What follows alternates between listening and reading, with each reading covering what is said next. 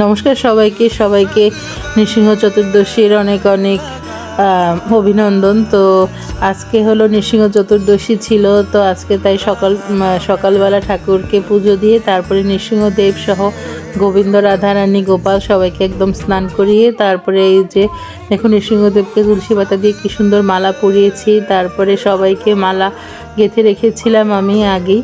তারপরে সবাইকে সুন্দর করে পোশাক পরিয়ে বসিয়ে দিয়েছি, তারপরে ফুল দিয়ে সাজিয়ে দিয়েছি আর ফুলের মালাও সবাইকে পরিয়ে দিয়েছি। এই তো দেখুন রাধারানী, কৃষ্ণ সবাইকে কত সুন্দর লাগছে। আর এই তো দেখুন নৃসিংহদেবকেও অনেক সুন্দর লাগছিল। প্রথমে আমি তুলসীর মালা পরিয়েছিলাম, তারপরে তুলসীর মঞ্জুরি দিয়ে এই ফুলের মালাটা গেঁথে তারপরে পরিয়েছি। তো সবাই অবশ্যই কিন্তু বলতে ভুলবেন না কেমন লাগছিল। আর এই তো দুপুরবেলা আমি সবাইকে স্নান করিয়ে সুন্দর করে বসিয়ে তারপরে দুপুরবেলার পুজোটা দিয়ে নিয়েছি।